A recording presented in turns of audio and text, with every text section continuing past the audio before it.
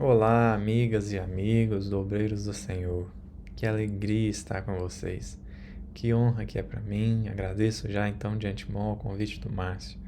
Que honra que é para mim poder participar nessa casa que está recém-formada, iniciando ali os seus trabalhos, com os corações comprometidos, envolvidos no mesmo propósito. É muito bom ter essa notícia, muito bom saber que existem almas inspiradas pelo Cristo na busca do servir, na busca do levar a mensagem espírita ainda mais longe e interiorizá-la em si mesmos. Fico muitíssimo feliz de vê-los trabalhando, de vê-los iniciando um novo projeto e rogo a Jesus, nosso divino amigo e mestre, siga-lhes inspirar, fortalecer, porque nós sabemos que a tarefa não é fácil, mas com Ele, por Ele, ela é possível e muito prazerosa. Que nosso Mestre, então, possa guiá-los nessa nova jornada, nessa nova empreitada e que dê tudo certo, com muita boa vontade, com muita paciência, com muito respeito, mas sempre, sempre com um olhar fixo em Jesus. Que nosso divino amigo, portanto, os abençoe e lhes guarde sempre. Fico novamente digo, né? Fico muito feliz de estar aqui com vocês. Agradeço mais uma vez o convite e pelo tema também, né? O Centro de Estudos Espíritas Obreiras do Senhor, trazendo a mensagem do Evangelho segundo o Espiritismo, capítulo 20, item 5, os Obreiros do Senhor. E para mim essa mensagem ela toca em vários pontos, mas eu destaquei aqui dois, para que a gente possa explorar um tanto mais. Dois pontos que, para mim, mostram como a tarefa do servir requer atenção. Não porque ela é desgastante, não porque ela é cruel, mas é porque nós temos que ter noção que somos espíritos vindos de inúmeras encarnações, muitas mesmo, muitos séculos, milênios até, em que o servir não era a nossa proposta de vida, em que o servir não era o nosso objetivo de vida, em que ser esses obreiros do Senhor, em fazer parte desse conjunto de almas que são chamadas os obreiros do Senhor, não era, de modo algum, visto com bons olhos, pelo contrário. Até pouco tempo atrás, para nós, eu posso dizer, para nós que hoje nos envolvemos na tarefa do Evangelho, até pouco tempo atrás, o servir, a caridade, o dar atenção ao próximo, poderia inclusive ser visto com uma perspectiva muito ruim, como se fosse algo desnecessário ou até algo que me prejudicasse. Então, é preciso ter isso em mente, porque nós somos espíritos coletivamente examinados, né, como Emmanuel gosta de dizer, coletivamente examinados, nós somos espíritos muito, muito presos a nós mesmos. E, portanto, a tarefa do obreiro do Senhor, na era espírita, na era do espiritismo, com tanto esclarecimento, com tanto direcionamento, é muito, muito interna. Eu diria que 99% interna e 1% externa. O que é feito fora não é que não é importante, não é que não seja relevante, mas mais importa o que é feito dentro. E para mim essa mensagem ela mostra muito disso. Ela nos convida a essa reflexão urgente, a essa reflexão importante e essa reflexão que nos coloca verdadeiramente no caminho com Jesus, que é quando eu percebo que é preciso vencer os meus próprios interesses, os meus próprios projetos, as minhas próprias propostas de vida para alcançar o propósito de Jesus. Por isso gosto muito de uma fala de Paulo de Tarso aos Filipenses, no capítulo 2, versículo 21. Paulo diz assim: porque todos buscam o que é seu, e não o que é de Cristo Jesus. E de fato, o que nós notamos é que, mesmo com boas intenções, não raro nós estamos apenas buscando os nossos próprios interesses. Quando Jesus se aproxima dizendo para nós algo que disse para Pedro, por exemplo, crê, te levarei onde não queiras ir. Quando eras pequenino, tu mesmo te cingias e ias onde querias. Mas dia virá em que outro te cingirá e te levará onde não queres ir. Isso está no finalzinho do Evangelho de João.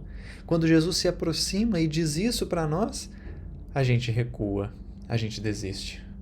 Fala, mas Senhor, eu quero ir por aqui, o caminho não é bom? Esse projeto não é bom? Essa busca não é boa? E de fato ela pode ser, mas talvez não seja o que Jesus precisa ou o que nós conseguimos compreender com certa facilidade, que não é muito difícil de compreender, talvez não seja o melhor para nossas vidas. Jesus quer sempre o melhor e, portanto, buscar o que é dele, na verdade, é buscar o que é o melhor para nós mesmos, porque ele, como mestre, como Senhor, não pode querer o pior para nós. Ele, como mestre e Senhor, não pode estar agindo por interesse pessoal. Ele, como mestre e Senhor, não pode estar agindo em favor de si mesmo, mas tendo compreendido, alcançado esse grau magnânimo de superioridade moral e tendo compreendido as leis divinas com perfeição, é evidente que esse mestre, que esse divino amigo, quer o melhor para nós. E, portanto, seguir a vontade dele é seguir o melhor para nós, mesmo que nós não compreendamos, mesmo que nós não queiramos assim. Isso é interessante porque há uma mensagem de Emmanuel comentando esse versículo de Paulo, que está no livro Fonte Viva, no capítulo 101, chamado A Cortina do Eu. A cortina do ego, a cortina de mim mesmo. O título é muito interessante porque Emmanuel aqui vai comentar do interesse pessoal, de fato. E na questão 896 do Livro dos Espíritos, quando Kardec questiona qual o outro sinal mais característico da imperfeição, tendo-se tirado a abstração feita dos vícios e dos defeitos e das imperfeições morais mais evidentes, né? Abstração feita desses vícios e defeitos, qual outra característica ou qual a característica da imperfeição moral? Os Espíritos vão dizer o interesse pessoal. O interesse pessoal. E de fato é esse interesse pessoal que parece vir mesmo antes do orgulho, antes do egoísmo, porque às vezes a gente se move com base no interesse pessoal, não para nós mesmos, mas porque é alguém que a gente gosta, porque é alguém da nossa família, porque é alguém do nosso grupo, e a gente até age em favor de alguém, mas só agimos em favor desse alguém porque esse alguém pertence a um grupo ao qual eu tenho interesse. Então o interesse pessoal parece mesmo vir antes do egoísmo, antes do orgulho, e portanto, sendo até mesmo em muitos casos, a própria fonte dessas duas chagas. Kardec, quando vai comentar sobre a origem do orgulho e do egoísmo, um texto registrado no livro Obras Póstumas, ele vai dizer que o orgulho e que o egoísmo vêm de uma deturpação do instinto de conservação. Por querer conservar-se acima de tudo e de todos, a gente acaba pendendo para o egoísmo e para o orgulho. E, portanto, nós precisamos ter atenção no interesse pessoal, porque ele aparece mesmo nas tarefas do bem, mesmo com projetos bons, mas que, antes de cultivar virtude, alimentam esse interesse mesmo. E aí a gente nota que muitas vezes as pessoas até fazem um trabalho externo legal, mas internamente ela não saiu de si mesma. Por isso gosto muito de uma mensagem de Meimei chamada Escola da Bênção, em que ela diz assim: pelo menos uma vez por semana, sai de ti mesmo e busca na caridade a Escola da Bênção. Porque, em verdade, muitas vezes a gente até vai para a caridade, mas não buscando a Escola da Bênção, não saindo de si mesmo, mas antes atendendo o próprio interesse. Eu vou para o trabalho no bem, eu vou para a casa espírita pelo meu próprio interesse, e não pelo trabalho em si, não pela tarefa a ser feita, não pelo propósito a ser vivenciado, mas vou pelo meu próprio interesse.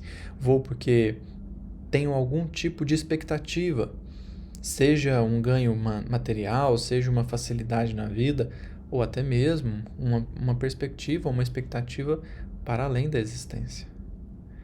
E aí nós notamos que buscar o que é de Jesus, como Paulo diz, e como Emmanuel vai reforçar na mensagem A Cortina do Eu, buscar o que é de Jesus é difícil, porque esse interesse pessoal promovendo o orgulho e o egoísmo vão criando essa cortina que Emmanuel diz.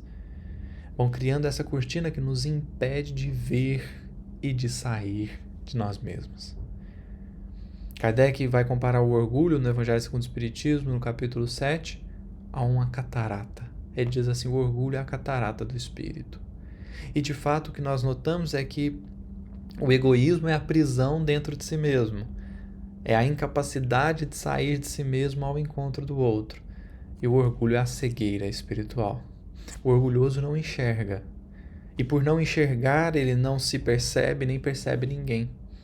O orgulhoso é alguém que se desconhece e alguém que desvaloriza os outros. É alguém que, ao falar das suas dificuldades, as despreza, e ao falar das suas qualidades, das suas virtudes, as exalta, porque se desconhece, e ao falar dos outros, menospreza, despreza, faz pouco caso. Ninguém faz melhor, ninguém ensina, ninguém ajuda. O orgulhoso é alguém que tem dificuldade de enxergar. E o egoísta é alguém que tem dificuldade de sair de si mesmo. Então, o egoísta orgulhoso é um cego preso dentro de si. Daí a necessidade de trabalharmos, daí a necessidade de servirmos para exercitar esse sair de si mesmo e o limpar da visão. Para enxergarmos não só mais longe, mas com mais atenção. Não só vislumbrar horizontes mais vastos, mas prestar atenção em cada qual que partilha a vida conosco. A isso nos convida o Espírito da Verdade aqui na mensagem dos Obreiros do Senhor. A isso nos pede esse benfeitor, esse grande orientador, para que a gente possa verdadeiramente servir, para que a gente possa verdadeiramente partilhar a existência dentro dessa comunhão, dentro dessa excelsitude que é ser instrumento do Criador. Não servindo a nós mesmos, mas servindo a Deus, auxiliando e levando esperança ao próximo. É estendendo a fraternidade não para ganhar algo, mas para verdadeiramente estender as bênçãos que já recebeu. Porque aí está um ponto muito importante a ser notado. Paulo, em mais de uma carta, vai dizer ou vai nos mostrar algo que é até controverso para o espírita. Paulo vai dizer, a salvação se dá pela graça. E isso aparentemente entra em choque com uma fala dele mesmo no Evangelho segundo o Espiritismo, quando diz, fora da caridade não há salvação. E aí, de fato, a gente percebe que pode haver ali uma incoerência, a salvação é pela graça ou é pela caridade? Nós entendemos que as duas coisas estão corretas, porque se nós formos pensar com critério, com imparcialidade, a graça é muito maior do que o mérito. A graça divina é muito maior do que o mérito, a começar de um raciocínio simples. Que é quando nós paramos para pensar, o que eu fiz para merecer ser criado? O que eu posso ter feito para Deus para merecer que Ele me criasse? E a resposta é evidentemente nada. Claro que eu não fiz nada, eu sequer existia.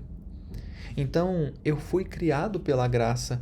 Tudo mais que eu alcançar, tudo mais que eu merecer, tudo mais que eu fizer em favor de mim mesmo, antes teve a graça da criação.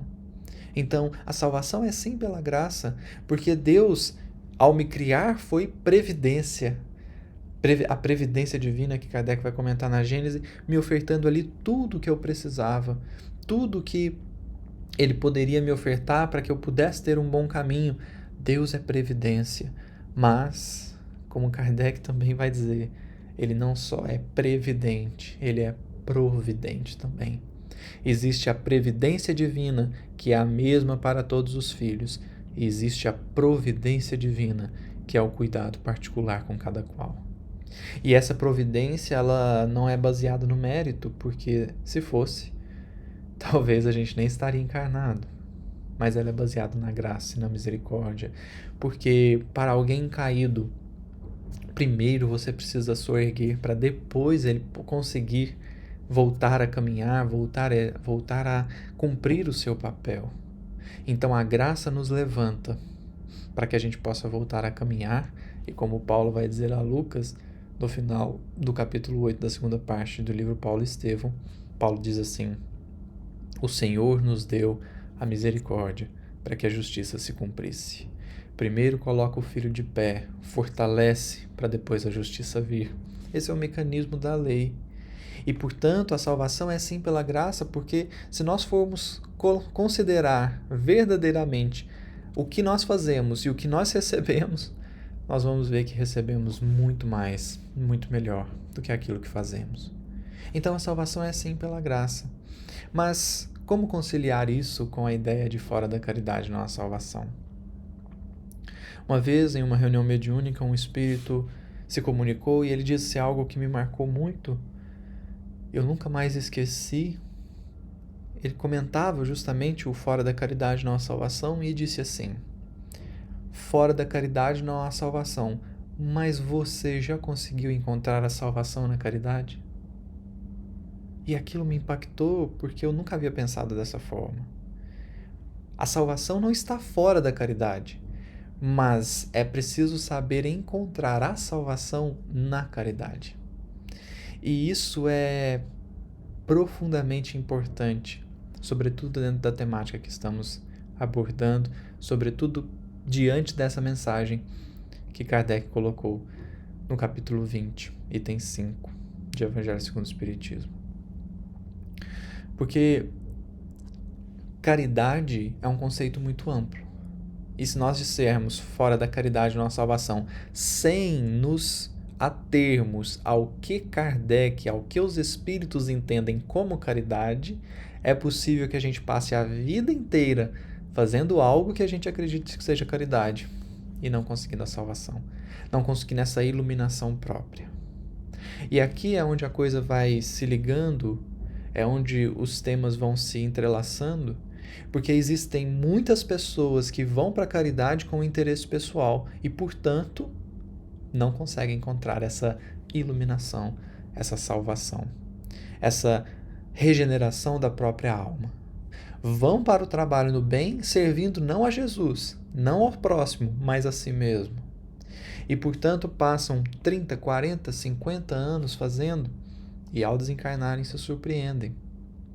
Porque tem contato com o tempo, ou com a consciência de tempo perdido, ou com a noção de que não cumpriu exatamente o que precisava cumprir.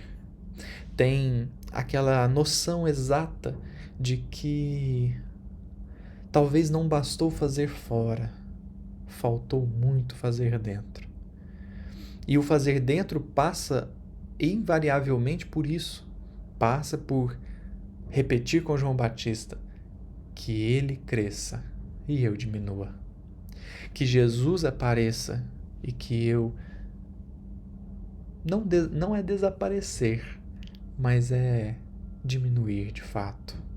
É que a minha cota de personalismo seja cada vez menor. Que cada vez mais eu busque pôr o outro no centro da minha ação. Que cada vez mais o próximo seja o motivo do meu exercício, da minha busca, da minha atividade.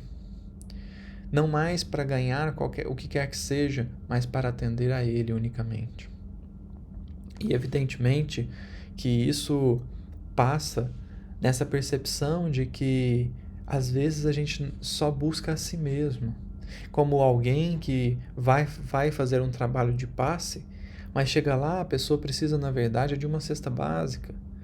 E aí a pessoa fica, o passista, né, o médium passista fica incomodado, fica pensando que às vezes aquela pessoa está ali a depender tão somente da ajuda alheia, que não está buscando por si mesma, sem ter contato com a necessidade do outro, sem ter contato com essa dor do outro, sem perceber essa dor do outro. E aí a gente nota que mesmo nos trabalhos do bem, como Emmanuel vai dizer no capítulo 101 do Fonte Viva, mesmo nos serviços do bem, a nossa porcentagem de capricho individual é invariavelmente enorme. Porque, em verdade, a gente vai para atender os nossos propósitos, os nossos anseios, as nossas expectativas. Eu entro para distribuir cesta básica na casa de uma pessoa, ela precisa conversar, eu acho ruim. Fico contando a hora de ir embora. Fico assim, ansioso para ir embora. E às vezes até irritado com a pessoa. Poxa, mas a necessidade dela não era nem tanto a cesta, mas a conversa. E aí é que a gente vai se perguntando, quem é que está no centro da minha ação? Será que a minha ação está ali para atender o outro de fato? Porque se fosse, talvez eu ficaria feliz de ser-lhe útil, de estar ali à disposição daquela criatura, daquela pessoa. Então, isso é muito importante porque o Espírito da Verdade vai falar da aparência do bem. E não nos enganemos. A mensagem de Emmanuel no livro Fonte Viva é bastante reveladora. Não nos enganemos. A nossa porcentagem de capricho individual é sempre enorme.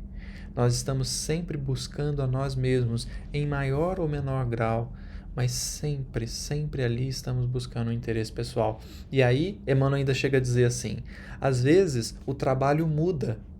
E aí nós notamos com muita frequência pessoas dizendo assim, nossa, aquele trabalho piorou, aquele trabalho desandou.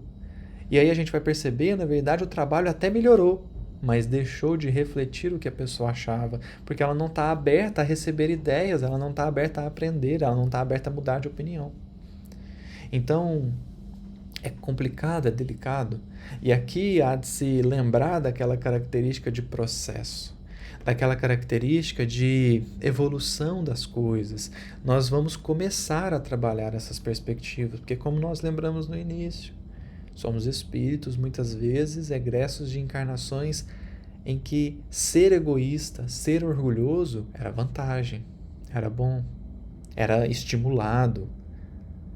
Nós viemos de encarnações em que atender aos próprios anseios era o mais correto possível, custe o que custar.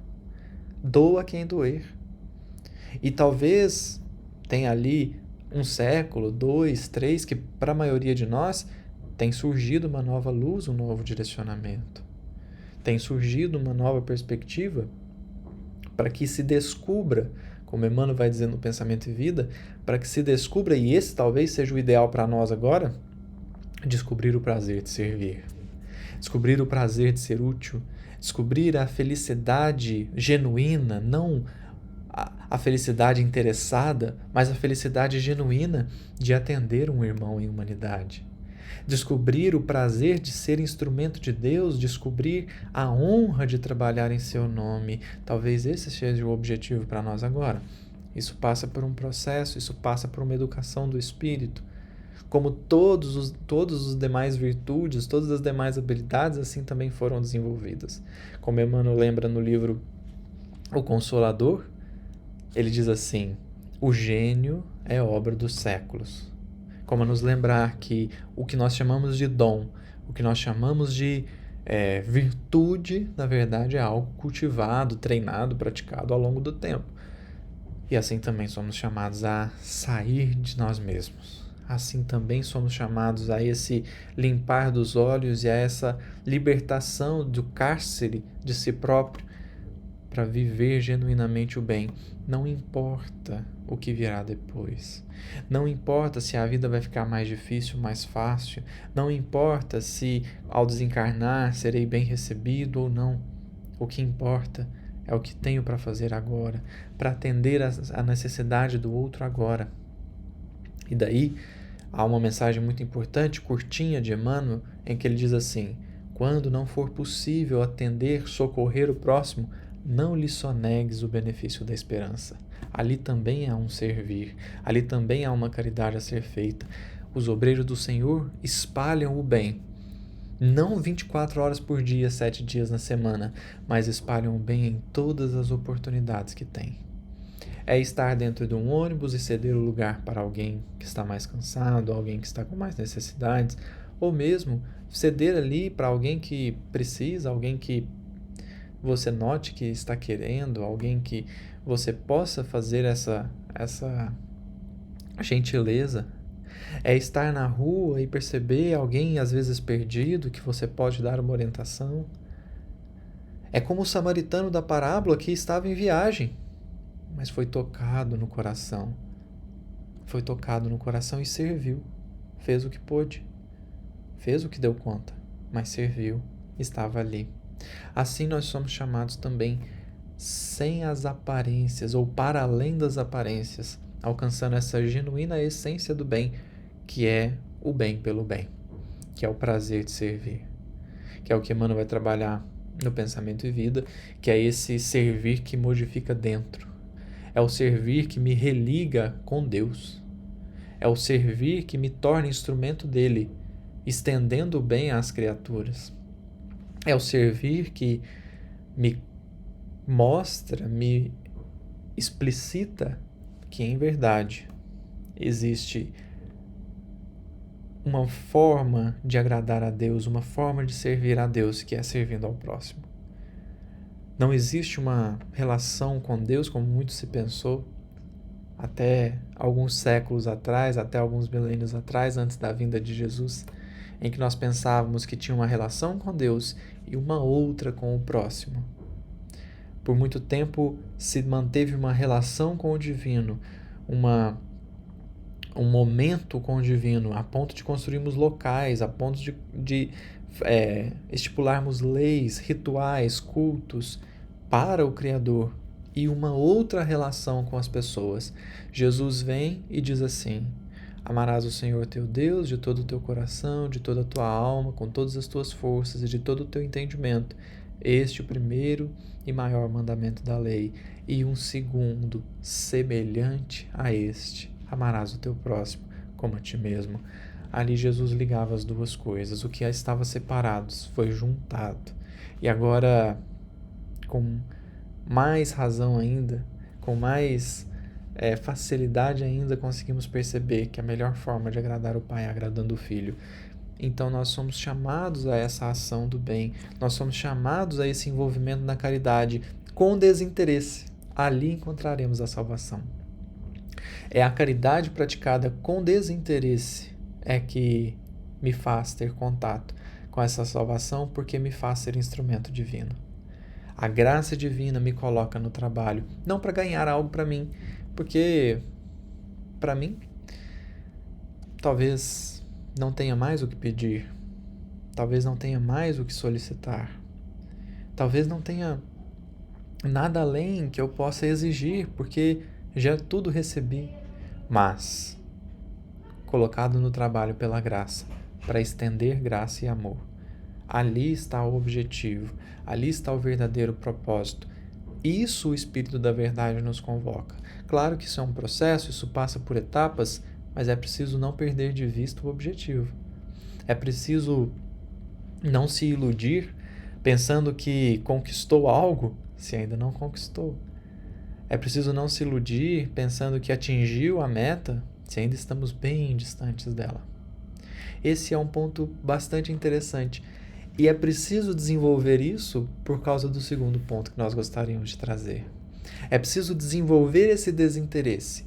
É preciso desenvolver essa capacidade de fazer o bem pelo bem. É preciso desenvolver essa noção do prazer de servir por causa do segundo ponto que o Espírito da Verdade vai trazer e que é genuinamente importante. Ele diz assim: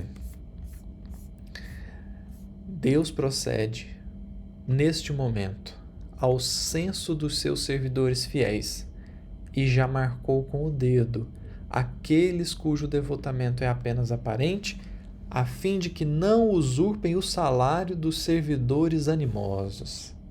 Então, tem uma recompensa para os servidores prestativos, para os servidores fiéis, para os servidores genuinamente desinteressados. Pois, diz o Espírito da Verdade, aos que não recuarem diante de suas tarefas, é que ele vai confiar os postos mais difíceis na grande obra da regeneração pelo Espiritismo. Aos que não recuarem diante de suas tarefas, é que ele vai confiar os postos mais difíceis na obra da regeneração pelo Espiritismo. Nos parece algo duro, nos parece algo delicado. Então, os que mais servirem serão convocados a mais servir? Sim. A menos, isso é bom, a menos que nós estejamos servindo por interesse pessoal. Porque quem serve por desinteresse encontrou o prazer de servir. Portanto, aquilo que é bom, quanto mais, melhor. Mas aquilo que me desgasta, aquilo que me exaure as forças, não físicas, porque isso é normal, mas as forças espirituais, isso, na verdade, talvez não seja o bem. Por isso, Emmanuel tem uma mensagem muito importante no livro Pão Nosso, capítulo 11, chamada O Bem é Incansável. O bem é incansável.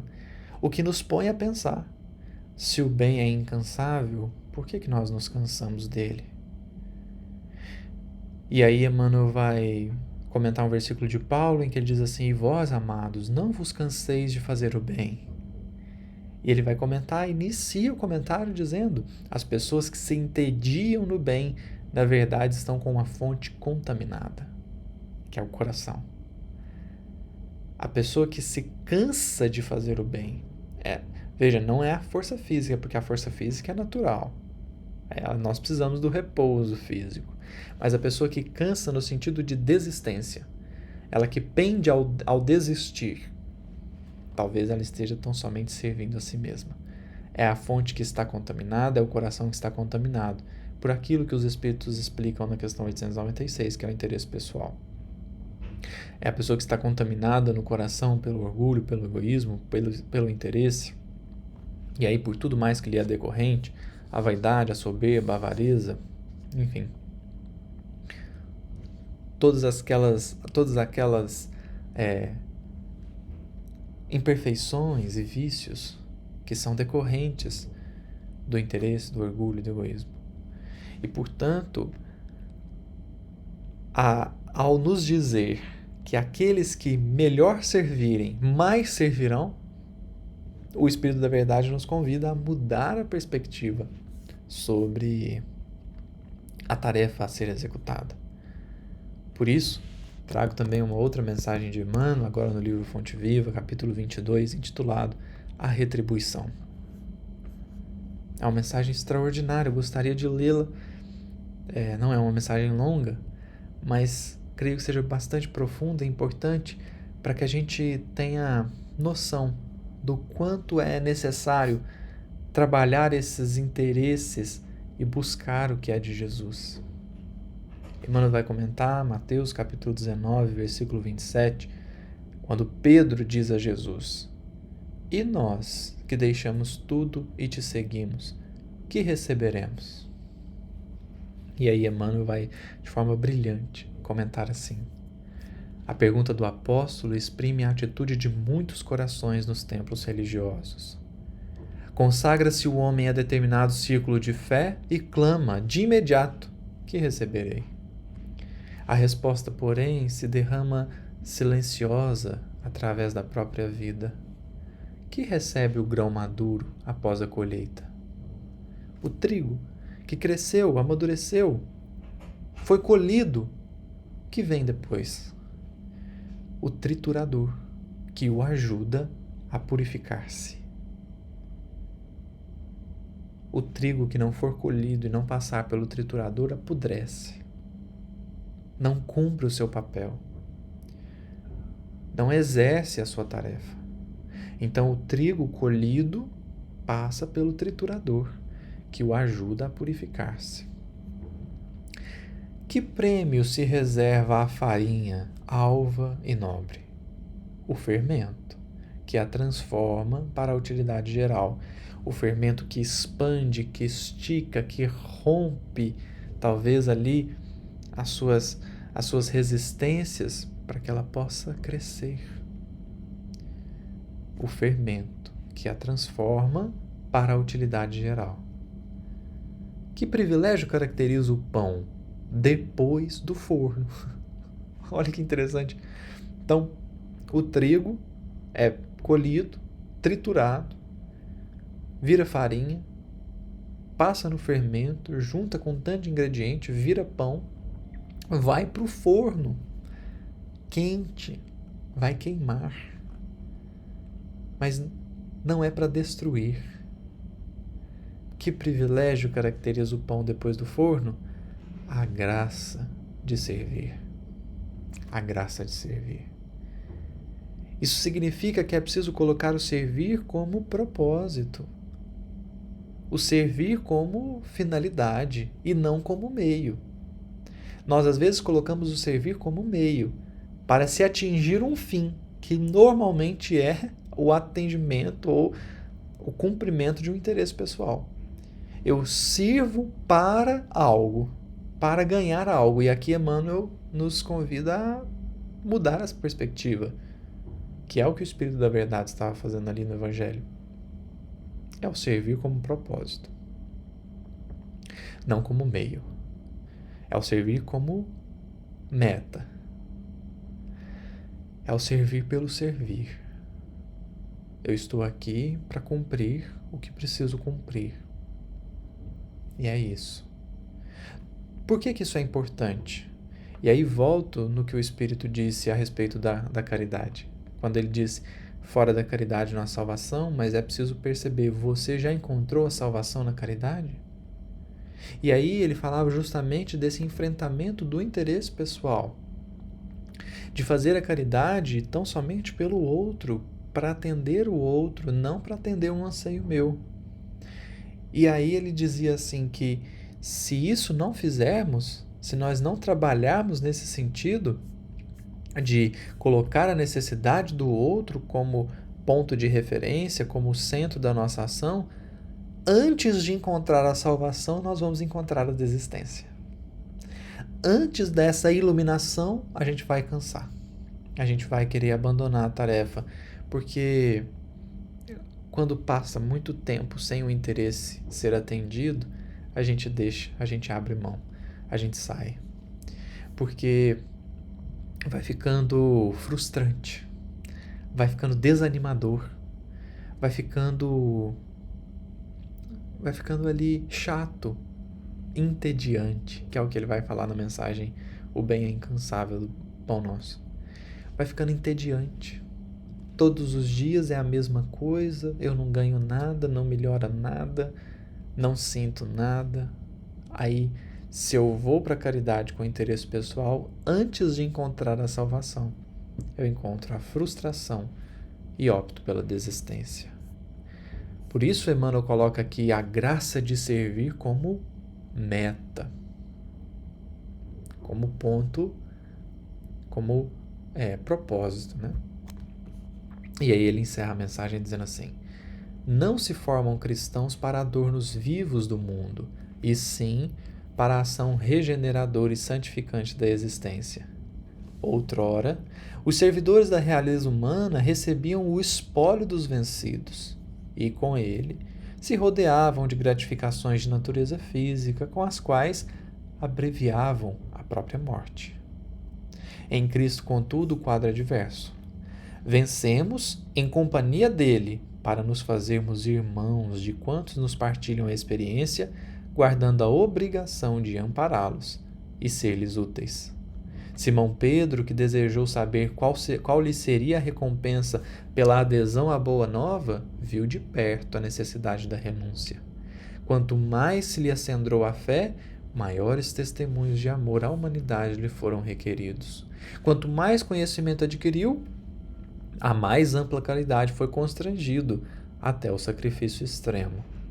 Se deixaste, pois, por devoção a Jesus, os laços que te prendiam às zonas inferiores da vida, recorda que por felicidade tua recebeste do céu a honra de ajudar, a prerrogativa de entender e a glória de servir. Glória de servir, honra de ajudar e prerrogativa de entender. Porque em verdade nós não nos encontramos no planeta a fim de transformar os outros. Por mais óbvio e por mais recorrente seja isso, nas nossas falas, nos nossos entendimentos e estudos, é preciso sentir isso.